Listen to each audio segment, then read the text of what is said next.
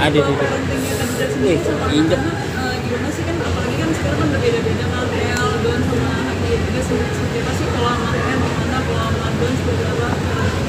Kalau kalau aku sih masih menganut ini paham 777. Jadi tuh anak itu kita bagi dalam 3 tingkatan usia. Jadi kayak baru lahir sampai 7 tahun itu masanya kita kasih kasih sayang, ajarkan cinta kasih sayang. Terus 7 sampai 14 kita ajarkan disiplin, tanggung jawab. Terus kita kasih tahu konsekuensi, kita kasih tahu apa ya, pelajaran-pelajaran hidup. Nah nanti ketika 14 sampai 21 itu mulailah kita jadikan anak-anak itu tuh sebagai teman, sharing aktivitas untuk melakukan banyak hal as a friend gitu. Kalau sekarang ya gitu, berarti aku udah di 2 tahap. Ada tahap yang pertama untuk L dan untuk Nadia dan juga Don, tahap kedua untuk L. Jadi ya gimana caranya kita bisa bikin L disiplin, tapi Don bisa ikut lihat, tapi masih bisa kita ajak kasih sayang. Kan juga sebagai dari kakak itu kan udah punya tambahan hal itu dengan melihat kakaknya bisa kenal itu belum, itu buat El juga sesuatu yang baru kan El juga kelas 5 SD, jadi dia masih di tahap untuk belajar. Itu juga bukan sesuatu yang kita haruskan atau kita memang ajarin dan kita tegasin, tidak sama sekali. Tapi karena El sendiri sebagai anaknya yang sangat cerdas, karena anak-anak itu beda-beda kan, anak-anak ada yang ngerti, ada yang nggak ngerti, ada yang tahu value uang, ada juga yang nggak tahu value uang.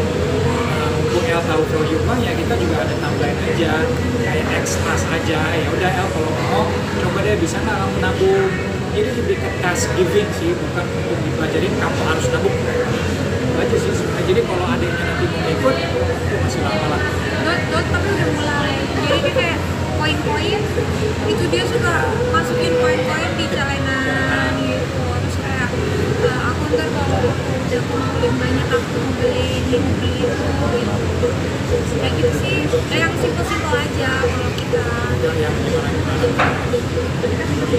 sama Del atau anak-anak lain itu kayak hadiah dan sendiri kayak beli apa-apa itu kemudian itu harus dikenal dulu, ada usahanya dulu sebagainya. Di tahap kedua sih. Tahap kedua. Kalau tahap pertama kan biasanya apapun itu kita kasih.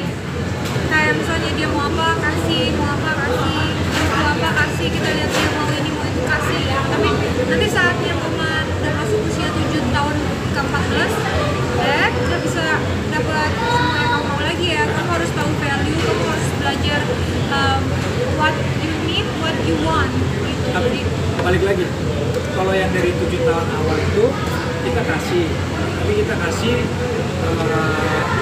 bukan untuk dibilang kita manjain anak ya, enggak. Ini emang secara kita pribadi sebagai orang tua, yang lain-lain kan beda-beda didikannya.